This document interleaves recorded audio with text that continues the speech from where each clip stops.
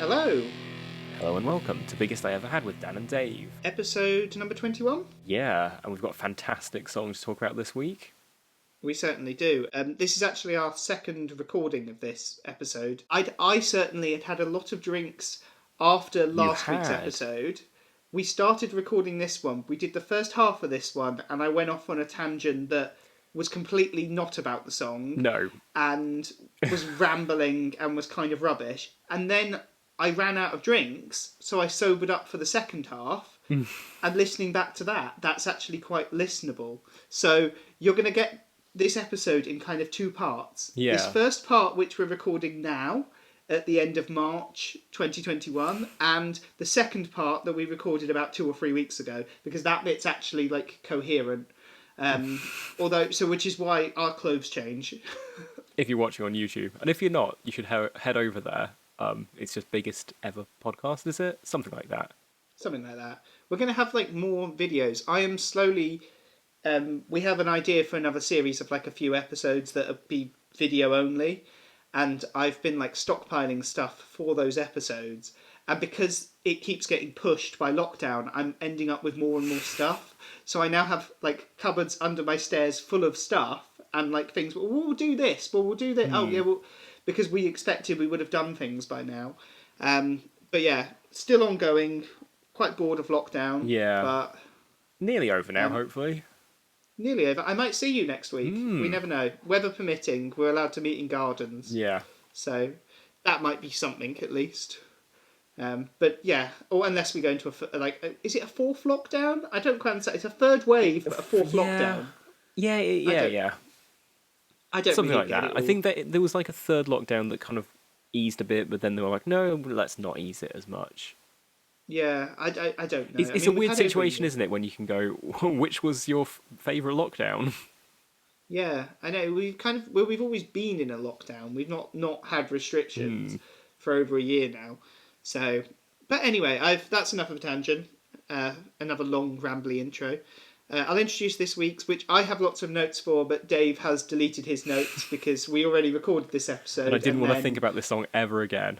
No, and in case you couldn't tell by the fact that we're reluctantly doing it a second time, we're not particularly big fans.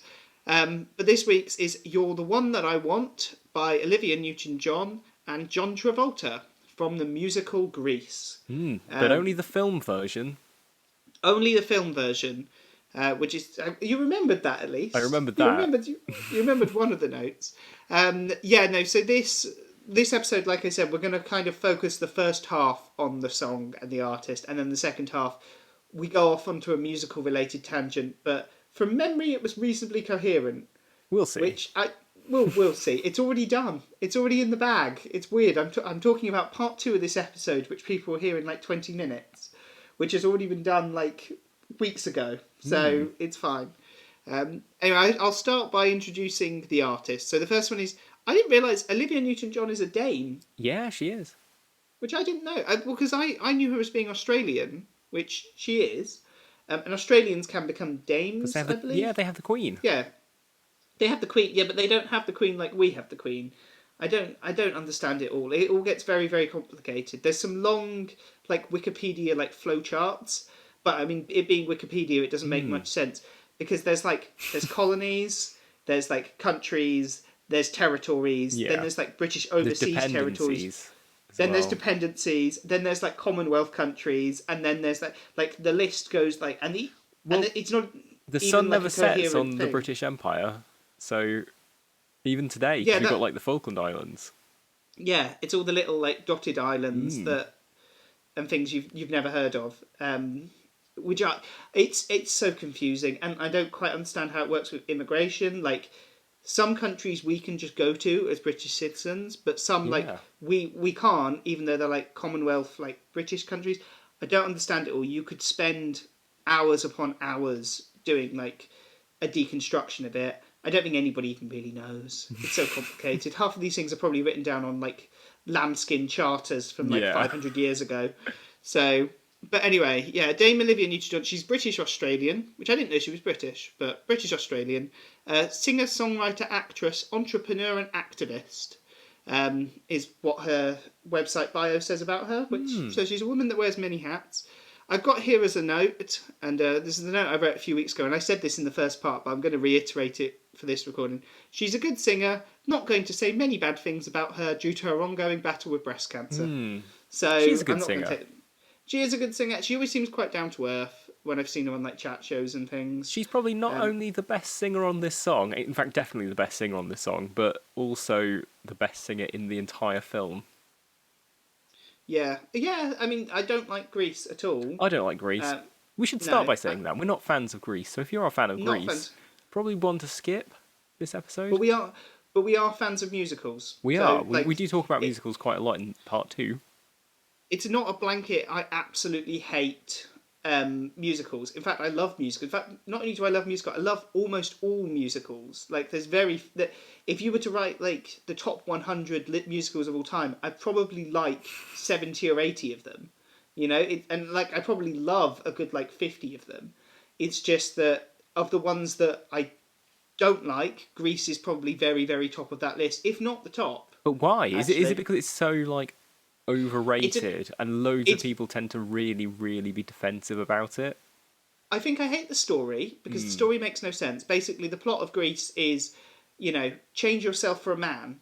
Is basically the plot. That's the whole movie and the whole play. I mean, it was originally a stage play. I think I had that in my notes in a minute, but originally was a stage play and then became a movie, and that's part of the reason this song exists, because they did add and change a few things, but the whole like plot is that he's kind of like he has to sort of swallow his pride and get over his stupid masculinity, and he starts playing sports to kind of impress her and stop being as much of a dickhead. And at the end of the movie, they completely undo that journey, that message, and just go, no, she should dress like a slag, wear leather jeans, act like a whore, and then he's just kind of like, he literally rips off his like baseball jacket, which beforehand, like 2 minutes before this song appears in the movie, he's like wearing like a baseball jacket because he's joined the baseball team and he's doing well. And his friends are kind of like, "Hey, look at you, you dork, man! You're wearing the fucking thing. I'm Kaniki. I told you to rape a woman a few scenes back. Remember that?"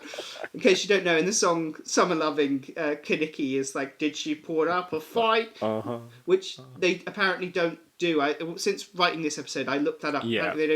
They don't have that line in the stage show anymore because it's hashtag problematic, which it is very. That's interesting. There's lots of films and stuff from like that time period, 70s, 80s, that have gone back and edited it. I was watching Crocodile Dundee the other day, and they've taken out one of the funniest scenes where he meets this old ugly woman and he thinks it's a man. It's quite funny, but I don't think it was cut because it was offensive to LGBT people. I think it was cut because it's kind of a bit rapey.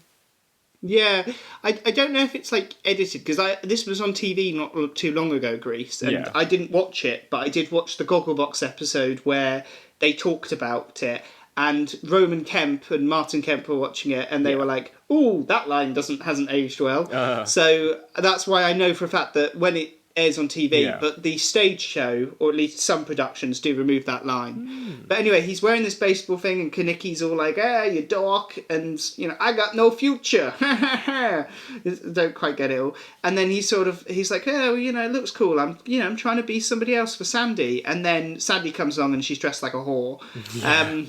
And he's just like, he literally rips it off and throws it on the floor, and he's just like, "Yeah, I can fuck you now." It's awful. Although I have read some feminist criticism of it that said that it's about Sandy like taking control of her own sexuality. Yeah, but you can the thing read is, into it both ways. You can read anything into anything, and I think it's what was it, 1978? It was written by men, directed by men. I think we can guess what their motive was behind it. Yeah, bearing in mind, Olivia Newton-John had to be sewn into those trousers and wasn't allowed to drink water because she couldn't go to the toilet. Yeah. So I have a feeling, I don't know if a woman would be like, "I want to take hold of my sexuality and my autonomy by being sewn into trousers that are so tight that I can't piss."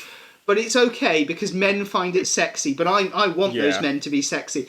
I never quite understand anything with, and I'm going to probably get called out for this, but a lot of feminist critiques, they seem to just exist to like piss people off and be deliberately counterculture. So they'll call things... to defend questionable things that they like. Yeah, or they will sometimes do that thing that a lot of critics do, and it's not just a feminist. People criticising things will often deliberately hate something because it's popular, or have the opposite opinion you would expect them to do. Like, for example, like Mark Kermode, and I like Mark Kermode as a film critic, but I stopped watching his stuff because every now and then there would be a terrible movie that was Yeah. just awful that any sane, rational film critic would hate, but because you're expecting him to hate it, he would be like, actually, I think it's really good. Because they're deliberately being counterculture and they're deliberately doing the opposite of their expectations. And I just think it's petty. You know, Yeah. Do you reckon he does it to keep you on your toes to make sure that you're like paying paying attention. I don't attention? know. The entire last scene undermines everything in the movie because Yeah. everything is resolved like instantly. I'm pretty sure like Frenchie goes to like beauty school or she's getting into beauty school. Olivia Newton-John and John Travolta just both go back to being idiots and get back together. The pregnancy thing, it's like the one with hair. I can't remember their names. She's all like, "I'm not pregnant." And it's like, cool, problem solved. The nerd gets picked on, and that's about it. Then the movie ends and they fly off in a car, and it. I feel like they wrote most of it, and then they were like, we need to just wrap this shit up. Yeah. They We've got a got couple our hour and a lines. half tied up. They got one piece of paper. Next to the piece of paper, they got themselves a mirror. They poured out a little bit of bag of some Peruvian marching powder.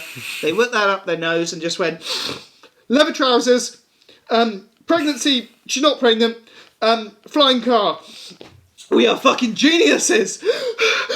Yeah. And then that's how it happened. I wasn't there, but I'm imagining that's how everything got written in the 70s and 80s. Anyway, I've talked about Olivia Newton-John. I'll talk about John Travolta. These are my notes from last time. Yeah. But he cannot sing. He just happens to have had a singing career, and I stand by that. John Travolta can't sing. He's a very bizarre man. He's a good actor. I mean, he's in Pulp Fiction. I've never seen Saturday Night Fever, but he's supposed to be that's the role that everyone says, like, oh no, if you say John Travolta can't act, watch him in Saturday Night Fever. He should have won an Oscar, but I think it might have been the year that Rocky came out. I might be wrong, but I think he lost to it. But anyway, that's the one film role that still to this day people go, he was I've never seen it though, so I don't know. I know it's meant to be a very depressing movie. Yeah, yeah. It's one of those movies that like people like buy it and watch it thinking like, oh, it's going to be like a jukebox musical with like Bee Gees songs, and then like there's like, I think there might be like attempted rape at one point and somebody gets thrown off a bridge. It's like there's like really dark subject matter. It's not something like, oh, gather round family, let's eat our popcorn and dance to Night Fever. It's like, no, it's like quite heavy subject matter. But anyway, he's a well-known Scientologist, but I think I went on my views about Scientology a couple episodes ago, so we'll leave that there. Yeah, now we've been targeted by them. We can't talk about them anymore. We're not allowed. No. Apparently it's an open secret in Hollywood that he's gay, but who cares, who knows. Alleged. You've got to say alleged after this stuff. Allegedly. Well, no, it's apparently an open secret. There's no allegedness about that. I'm not saying he is gay. I'm saying it's allegedly, apparently... there is an open secret. Allegedly there's rumours. Yeah, exactly. But there are rumours. Just because there's rumours I'm not adding validity to it. I'm just saying there are rumours. I don't need to say allegedly there are rumours, because there's either rumours or there isn't. There is rumours. People magazine have tried outing him a few times because they're disgusting, despicable human beings. I don't know, I don't care. He's had a hair transplant. He's had a hair transplant. Apparently he's one of those like celebrities who like the marriage isn't real. They live in completely separate houses, and I don't know. Don't care. Celebrity. Loves flying planes. His house is made to look like an airport. Yeah. Which is really... because I don't know why you'd want to live in an airport. Nobody ever looks forward to being in an airport. The only reason you like going to an airport... It's like the start of the holiday. Yeah, because you're going on holiday. You don't like going to... There's no part of the airport that's fun. You know what? Today when I was driving to Lidl to buy some brie, because we ran out, I had this thought that I really miss what I have taken to surmise the start of a holiday, which is sitting in an airport McDonald's eating the McDonald's breakfast, because I never eat the McDonald's breakfast. Yeah, see, I normally fly from Bristol, so we have to have Burger King. Oh no! And Burger King breakfast is really crap. It's not very good, Burger King breakfast. So I always think the same thing. And then, like at Bristol Airport, there's like one like pub type thing, and they do like smoked salmon and like a glass of champagne. And I thought, oh, well, I'm on holiday, I might. And then it's like 40 quid. And I'm like, Yeah, it's I'm not ridiculous, wasting isn't 40 it? quid on some smoked salmon and one glass of champagne. So yeah, I miss going to the airport. I haven't flown for ages. See, Well, you nobody do has. like airports. Yeah, I miss going on holiday. Yeah, That's what I'm maybe that's saying. what we're confusing airports with going on Yeah, holiday. it's gone holiday. The worst one was I was stuck in an airport in Moscow for Yeah. 11 hours once. And we weren't allowed, not only because Russia's really weird and has really strict controls, we were only allowed in a very, very specific part of the airport, which had like a 7-Eleven which sold like big bags of M&Ms, and no, I remember it not selling any food. It sold like perfume and M&Ms, and that was it. Nice. And a Lego store, and that was it. That was literally it. I think we were able to buy a bottle of water, but we couldn't buy any food. We couldn't buy, and we were just stuck because you're not allowed to like leave the airport or do anything. Because it's like The Terminal, the Tom Hanks film. Because we were like stuck there, we had to just sort of survive on this one bottle of water and just sit there and wait for our plane. And we were like praying to God that the plane didn't get delayed any longer, because we would have just been stuck. And Russian authorities aren't like the friendliest, to put it nicely. So like you're not allowed to like, can I just like go down there? It's like, no, you're not allowed in this part of airport. Okay. So funny. You know, it wasn't a fun 11 hours. And the annoying thing was, Wow. yeah, we were there for 11 hours. And the annoying thing was the flight was only 40 minutes. And do you want to know the worst part? What? The flight was only 40 minutes. If we'd caught by a train, it would have only been an hour. Oh my god. But and not only that, the train was cheaper than flying. It was a very depressing Someone experience. planned their holiday badly. Well, no, it's because we weren't allowed to go on the train. There was like visa reasons. We weren't allowed on the train. We had to fly. So I was like, oh, that's fine. It's not that big of a deal. Yeah. And then when we got off the plane, we got picked up by a taxi driver who had a gun strapped to his leg. And when we found out later, it's because he was mafia. So, oh, nice. Because we went to Belarus. safe hands. Yeah, I almost jumped out of the taxi because he changed the plates as well. And I was like, why does he change the plates? Like, to our guy. Well, apparently it's because the cars are stolen. So they changed the plates so that nobody catches them. Don't order taxi journeys off random forums on the internet. Because, Unless you want to have fun. I mean, it was an experience and nothing bad actually happened. But I was very tired, having been up for God knows how many hours.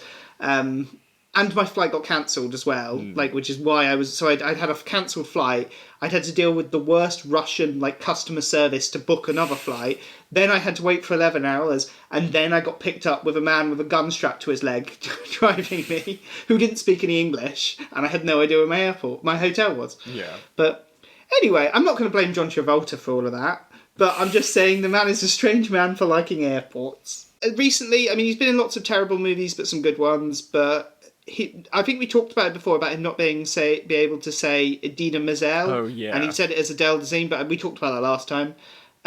I think my favourite John Travolta film is Face Off, which apparently is getting a sequel, which would be amazing. Wow. I don't know how true it is, but a couple of weeks ago I read that they're in talks, and it's going to be both Nicolas Cage and Amazing. John Travolta. I saw Nicolas Cage in Glastonbury once. Really? Wow. We drove past him in the car, and I made my mum drive back round so that and it was definitely, well, we're 90% sure. The problem is with Glastonbury is there's lots of people who are, they're strange people, but it looked like it was him, and he had like a crystal cane, and he was sort of like, whoa, walking down the street, Nicolas Cage-esque. I mean, I didn't meet him, I saw him from afar. If I saw Nicolas Cage in the high street, I would jump out of the car, I would leave the car in the middle of the road to go and see him, to go meet him. Apparently, he was looking for the Holy Grail. That's why he was in Glastonbury. Look it up. I'm not making. That's a not good me place to talking. look for it. Yeah, he was there looking for King Arthur's Holy Grail. That's genuinely why he was there. He was trying to basically make National Treasure real. And it sounds like I'm taking the piss and I'm making up some story, but he's done very extensive interviews about this. Wow. My favourite Nicolas Cage quote is they talked about, recently you've had a lot of financial problems with the tax man. And he went, yes, I bought too many castles. Which I love that. He bought too many castles. Shall I talk about the song? That's enough random tangents. I'm just going to read my notes verbatim here, because I don't want to talk about this. So, You're the One That I Want was one of two singles, along with Hopelessly Devoted to You, that Farrar, who I believe is Olivia Newton-John's, he's not her manager, but he's basically responsible for all of her hits. He did Physical as well, I believe. Basically, any song by Olivia Newton-John that's well known, he's kind of the mastermind behind. Yeah. But I don't think he's her manager. I think it's a bit different. I don't know. These people have a team of people. He's one of the people on her team. He specifically wrote "You're the One That I Want" for Olivia Newton-John's appearance in the film. Yeah. As, like you said, it wasn't originally in the stage musical. I don't like this or Hopelessly Devoted to You, but I kind of get why this one was made the single, because Hopelessly Devoted to You is really forgettable. Yeah, and this one, it's upbeat, isn't it? It's upbeat. It's throwaway. Weirdly, though, despite that, it made it eligible for an Oscar, Yeah. but the Oscar nomination was given to Hopelessly Devoted for You, which lost to Last Dance from Thank God It's Friday. It was not a good year for movie songs that year, I did look. I mean, again, I think in the Eye the Tiger episode, I was like, these songs are all awful, but I haven't listened to them, and I'm kind of doing the same here, so I'm going to put a caveat of that there might be some fantastic songs, but I glanced through and they've at least not had enough pop culture staying power that I'd heard of any of them. I'll kind of just touch upon the historical context. So one thing I've got here is nostalgia starts 20 years later. So in the 70s, the 50s were suddenly... And I think it didn't really start until the 70s, nostalgia. Nobody was nostalgic for the 40s and the 60s. Nobody was sitting there in the 1960s going, you know, I really miss... I mean, maybe some people were, but I really miss, like, fascism and Hitler and when we had to, like, go down to the bunkers. But I think in the 1970s, because they had, like, something to look back on, like, happy... Because you could actually look back on the 50s and go, actually, the 50s were, for some people, a very nice time. As with everything, the 1950s, particularly for Americans, seemed to be like when America was quote-unquote great, which ignores the fact that it was probably great for a subsection of white people, but not so great, like, for those living in, like, black ghettos in New Orleans. I don't think they were, like, looking back on, like, the 1950s and going, yeah, it was a brilliant, prosperous time for this country that's been treating us and subjugating us for, like, 200 years at this point. And it's been But anyway, nostalgia takes about 20 years, so... In the 1970s, people were nostalgic for the 50s, in the same way that in the 80s, they were nostalgic for the 60s. I'm guessing maybe in the 90s, people were nostalgic for the 70s. Grease did have a revival, which is weird. In the 90s, Grease, the musical from the 70s, had a revival in the 90s. So this theory kind of makes sense. I imagine last decade, people really liked the 90s. And I am starting to depressingly notice that noughties parties and things like that are becoming a thing. And they really are. So we are now officially old. When people are going to noughties parties to remind them of their childhood, that's when life just needs to end. It's over. But yeah, so this kind of really started that trend, I think. I can't think of another big blockbuster film that went back 20 years. And weirdly, it came out like the same year as the Buddy Holly story, which is another 50s throwback. Look how great it was in the past. Yeah, no, I completely agree. And like I said, I think that's how people work. It's usually because the people that were like teenagers and young people are now in a position of power. So, like, the movie executives probably would have been, like, teenagers or in their 20s in the 50s. So they're going to, greenlight something that reminds them of their childhood. Yeah. Or their glory days as young people, you know? And I think that's kind of why. I mean, that you do notice it now. A lot of, like, television programmes have a hard-on for the 90s, as if it was fantastic. And as if culture has never been as great. And as we have learnt from this list, that is not the case at all. But people believe that because of the fact that they have nostalgia for it. And I mean, nostalgia isn't necessarily a bad thing.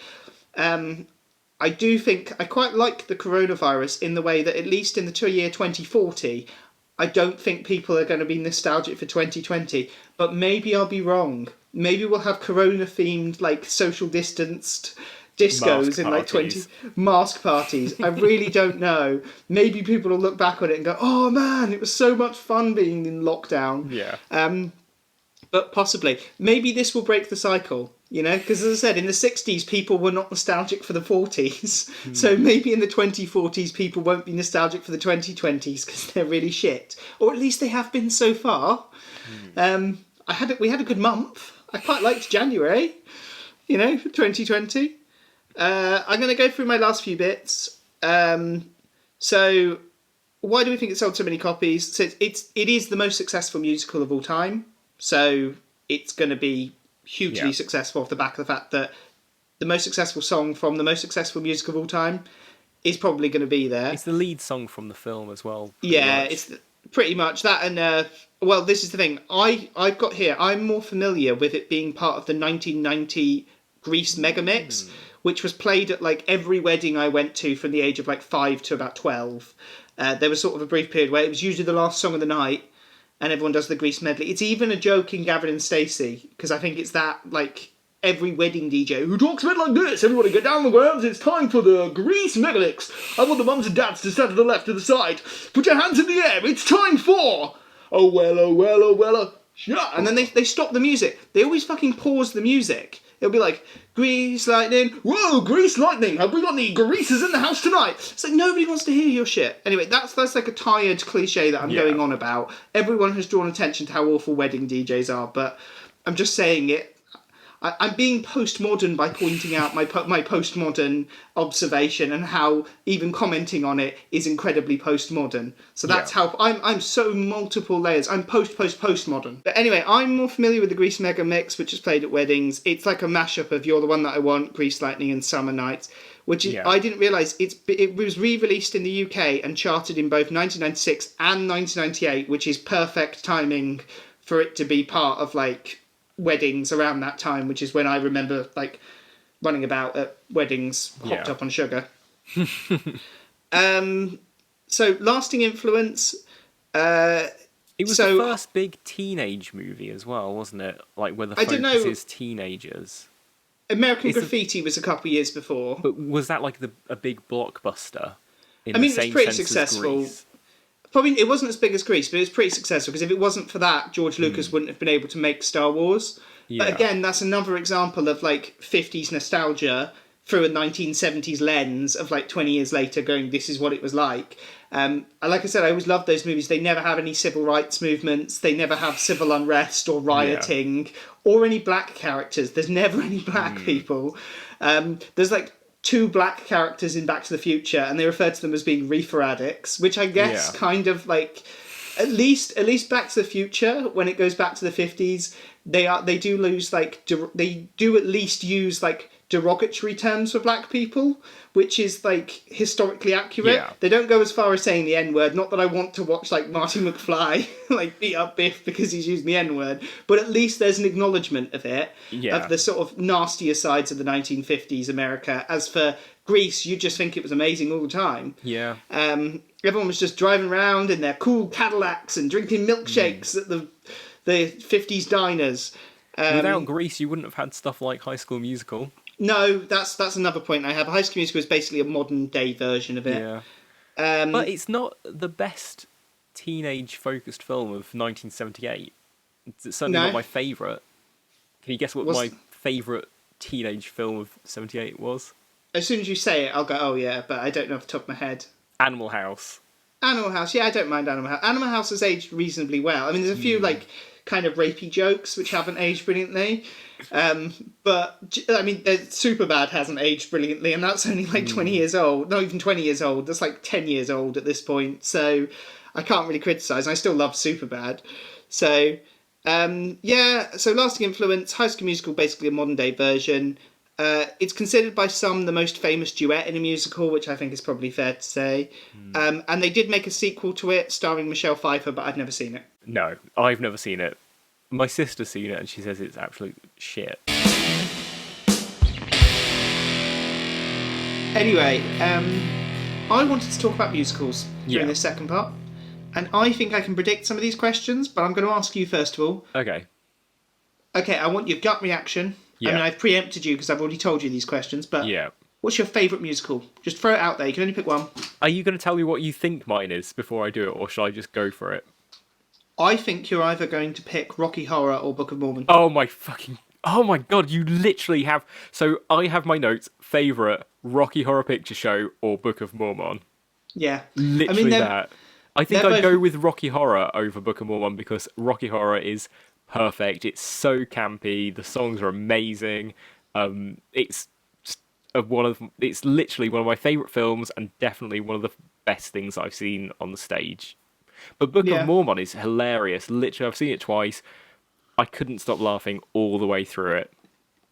Yeah, I love both. So my favourites are Rocky Horror, Yeah. obviously. Bugsy Malone, another one that I love.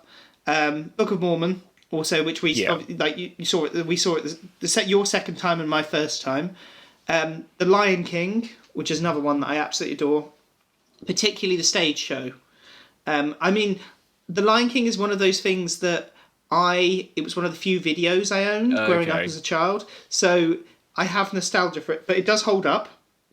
It's the last great, like, hand-drawn animation, in my opinion. I know they've done others. They did The Princess and the Frog, and they have done, like Lilo and Stitch and things, but it's the last great Disney hand-drawn animation. Yeah. It looks fantastic, and what I love is that the stage show is better because they did a different thing.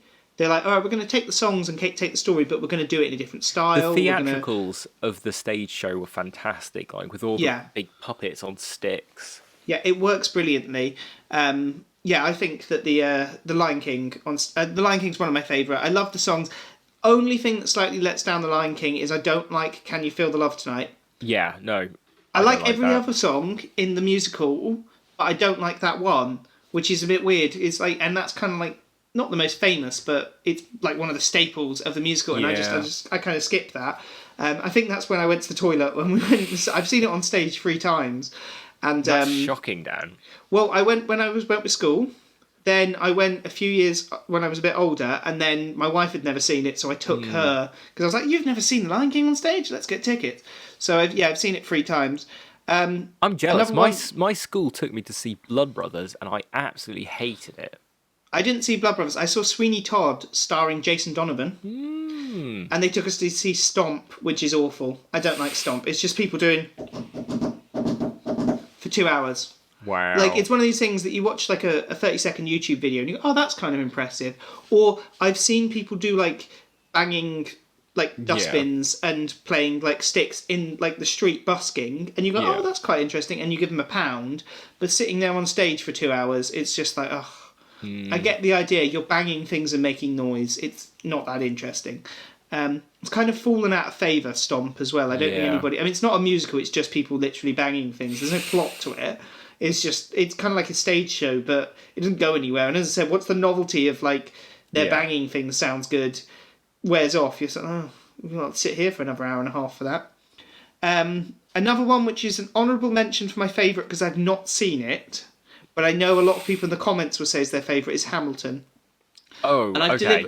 I haven't seen Hamilton, but I've seen the first 15 minutes of Hamilton, and I thought, this is a bit much for me. I really can't like get into it because it's more like it's not like a musical. It's more like a rap opera. So it doesn't stop. There's no like breaks between the songs. It's complete start to end songs.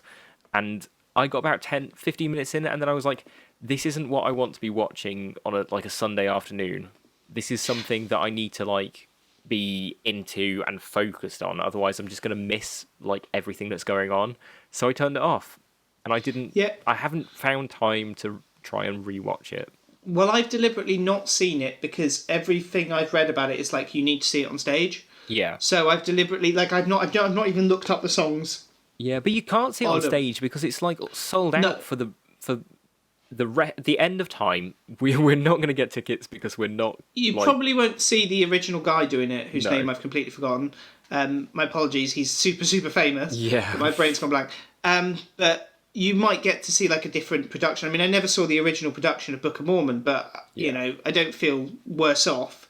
I will see Hamilton eventually when I get the chance, but I want to see it on stage and judge it as a fresh thing. I know it's on Disney Plus, a recording of it, and I don't really want to. In the same way that I know going and seeing The Lion King is an experience. Yeah. Watching a recording of somebody going and seeing The Lion, or like a recording of The Lion King, isn't the same. So that's probably one. It's like a glaring, like, you guys didn't talk about Hamilton. Yeah, no, because I haven't seen it. And I like, haven't seen it. I can't pass a judgment on it. No, Like, and I think can't. I've heard the soundtrack and I really like the soundtrack, but from watching the Disney Plus thing when I had the free trial, it wasn't great.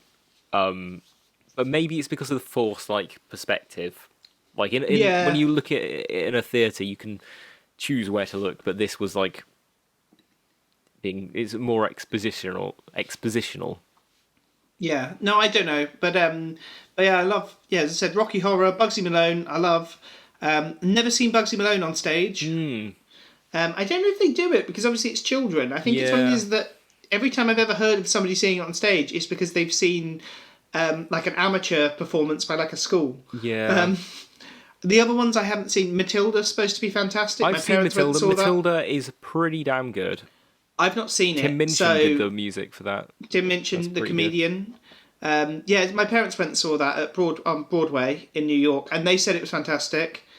And but I haven't seen it. So again, with musicals, like I like to try and go and see them on stage, which is usually how they're intended. Yeah. I didn't include Chicago because I haven't seen that on stage, but I have seen the No, movie, and the I did love film's. the movie. I love the movie. Yeah. Yeah, a lot of people say the movie actually works slightly better than the stage show because the actual stage show, because of the way they have to stage it, it's a bit disjointed, or at least the original Yeah. production used to be. And then when the movie came out, there was an expectation of, oh, things are done in this particular way, and this leads on to this. And they Yeah. interpreted certain scenes as being like, oh, this is this person singing in this context.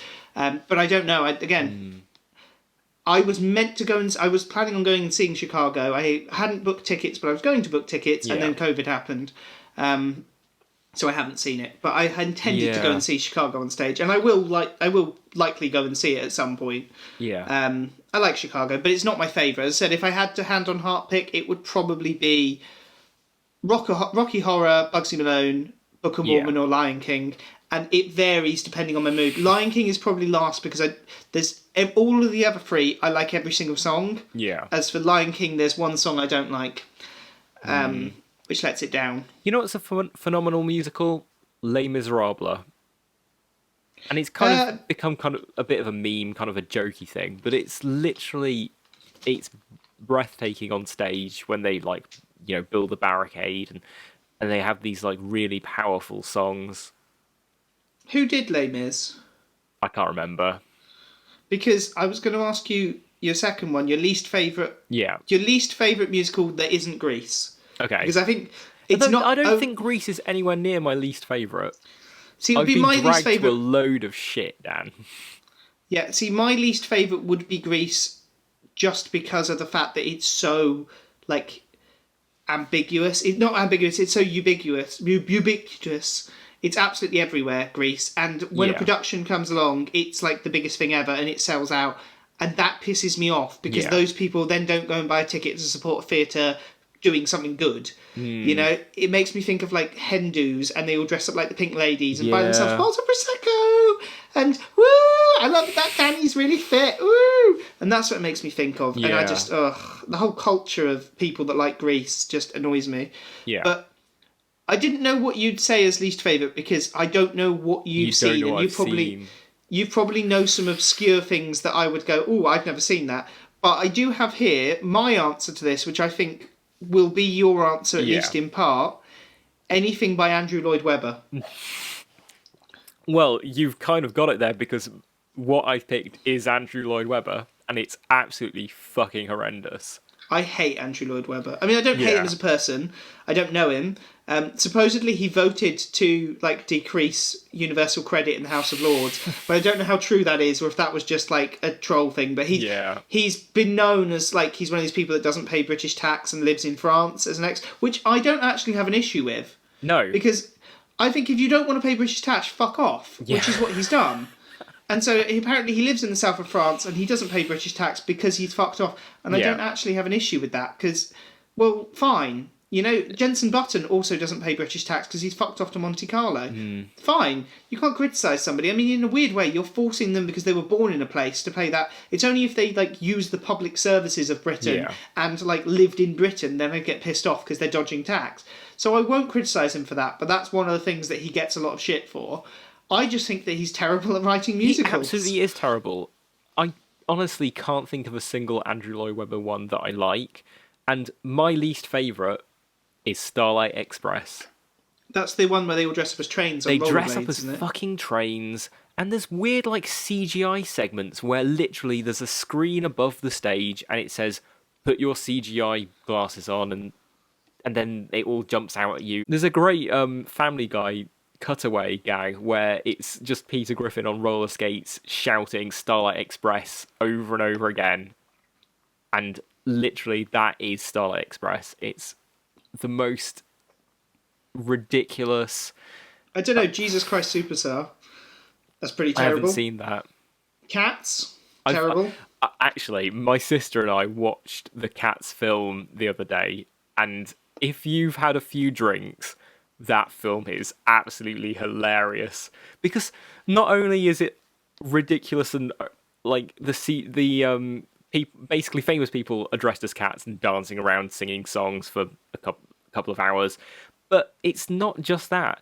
The CGI is so badly done that the cat's size, it varies really drastically, not just between scenes, but during scenes. So at some points, there's people CGI'd as cats that are the size of like mice, and then a few seconds later, they'll be like the size of big dogs.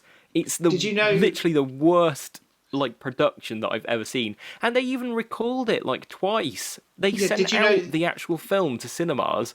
Were like, oh shit, we haven't CGI'd Judi Dench's face properly. We need to do that and send out another copy. Absolute mess. Dave, there exists, supposedly, that has never been released, what they call the arsehole cut. Because originally all the cats had arseholes. Yeah, and they CGI'd them out. But obviously they CGI'd them in, because I'm assuming they didn't film Taylor Swift and Judi Dench's arseholes. Although maybe they did. They might have put those like little golf balls on them and made sure they got the good CGI background of the arsehole. Yeah. But there apparently exists a CGI arsehole cut, which I think needs to be released. That is lost media that... Yeah, all of the celebrities that were in it, when they gave interviews, they were like, oh yeah, we had a lot of fun, but we've literally no idea what's going to happen with what's this. going to turn out, They literally had no idea. It was just a messy, chaotic production. You know what they need to do? They need to stop putting James Corden in movies. They do. They need to put him out of his misery. Yeah, just take him out the back. Yeah. Like when you see a horse on the Grand National and it breaks its leg and they're like, we just need to put the tent up and shotgun him. They need to do that metaphorically to his acting career and probably his TV presenting career and his TV acting career and basically anything that isn't Gavin and Stacey. It's just the kindest thing to do. Yeah, but I don't know if they'll get a clean shot because he's so busy sucking off Prince Harry's cock. Well, we'll save that for a few weeks' time. I don't want to give too much away about that. The interesting thing about Cats is, do you know who Andrew Lloyd Webber asked to write the songs for the first version when he was writing it? No idea. Ian Dury. Oh wow, now that would have been interesting. That would have been interesting. I would have loved to have seen a punk rock Cats. I want to be a cat. I'm so scared of going and chasing mice. I want to be a cat. I want to be a cat. I got the claws. I want to be a cat. Reasons to be a cat, part 3. Reasons to... I like my fur. Come stroke my pussy. I'm your cat. Oh, yes, I am. I love Ian Dury. We should do an Ian Dury episode. Although, when I say I love Milk Ian Dury... and cream and cat biscuits. It's all my little catty needs. You know, he's Sex and Drugs and Rock and Roll's in the top 100 songs. Really? I did not know that. Selling songs. We'll save that. We're going to do a bonus episode on this. Yeah, so. Yeah, we'll save that for then. Let's give too much away. So, yeah, I think we've said least favourite. Although, actually, let me add in here that the musical I'm most disappointed in, Lazarus. Yeah, I forgot about that. And that's going to be very controversial. That seems to we be went like and saw it.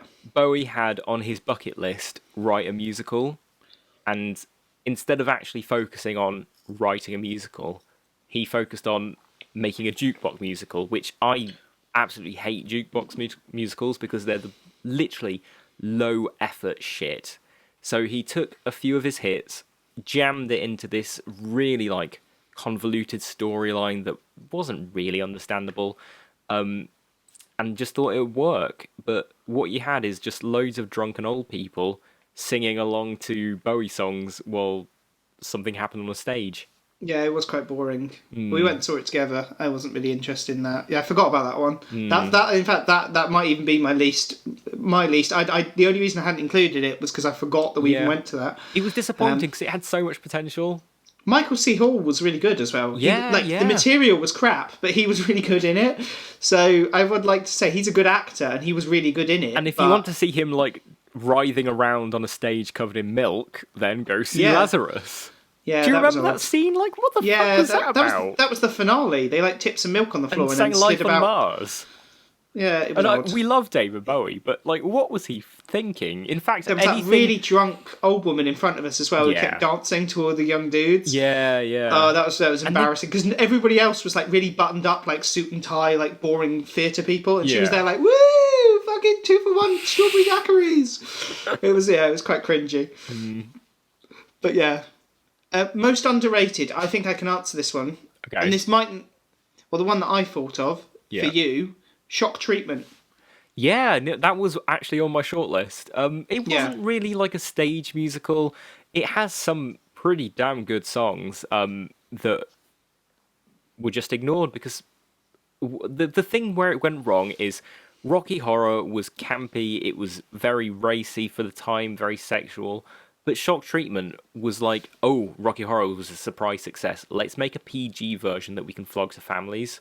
And it really lost its way in that respect because everything great about Rocky Horror, Shock Treatment doesn't do. no, but underrated because I don't think it's as bad as It's people it's remember it really being. not as bad as what people say, and I've got the DVD, I've got the vinyl, which I didn't even know they pressed that on vinyl, but I What managed to else find did a you copy. have then on your most underrated? So I also had Jacques Brel is alive and well and living in Paris. Because even though Never even heard that. really it's one of the first ever jukebox musicals, and I think it's underrated because a lot of artists like David Bowie were introduced to Jacques Brel's music through this musical and the translations of Jacques Brel's work, which kind of enabled Bowie to develop his stage performance and his persona, because he did borrow a lot from tons of people, and I think there's more to the links between Bowie and Brel than there is between Bowie and Iggy Pop or Bowie and Lou Reed. Like the whole template of Jacques Brel's career is pretty much copied by Bowie. Even like resigning Ziggy Stardust at the height of his career, that is Jacques Brel. So Yeah, without these translations, you wouldn't have had like songs. If You Go Away, the Frank Sinatra covered it. Tons of people covered it. Seasons in the Sun, Nirvana covered that. That's all taken because of this one musical. So it kind of projected Brel's work to a wider populace. And I think it's underrated because it has had such a huge impact on the development of music. see mine. Do you want to hear my most underrated? Yeah. So I had three here. So I don't. I know. I think you're not a fan, but I love both Mamma Hmm. Mia's and the music of ABBA. I think they don't get the critical due that they should. Yeah. I think we talked about ABBA in the Share episode, but I had to mention that. That was the first one that came to mind. Yeah. I had tickets to go and see Mamma Mia on stage, and I would have got very drunk and had a very good time. But then COVID hit. Oh no. I've not the actually other- seen Mamma Mia. I'm not adverse to seeing it. We'll watch it together. We could do a Okay. watch party and we'll edit do a watch like party. clips. Yeah, we'll do a watch party when we're allowed to do shit. Yeah. The sequel is more ridiculous and more fun as well. I mean, it's not better, but it was just as good if that's what you want. Yeah. I left the theatre very, very well, the movie theatre, not the theatre, very, very happy having watched Yeah. its sequel. Another one is a musical only I care about, which is Walking on Sunshine, which is like an 80s jukebox musical. And if you're willing to get very, like you said with Cats, if you're Yeah. willing to have a few drinks and just run with it, it's brilliant. I recommend it's on either Netflix or Amazon Prime for free. I recommend you go and watch it. Yeah. It's ridiculous. It has Leona Lewis in it. She can't act. It has what do you call it? That Gemma Arterton's sister in it, and she also can't act. Yeah. Nobody in it can act. None of them can sing. It's just ridiculous. They just got lots of songs from the 80s, and it's just good, campy fun. And then my one final honourable mention for underrated, purely because it's worth watching, Yeah. is, I don't know if you count it as a musical, but I at least want to draw attention to it. R. Kelly's hip opera, Trapped in the Closet. Beautiful work of art. If you are not aware what this is, look up R. Kelly, Trapped in the Closet, episode 9. Don't worry, you don't need to have seen episodes 1 to 8. And before you go, I don't have time. It's only about 2 minutes long. Just watch that 2-minute clip, and that tells you everything you need to know about that ridiculous musical.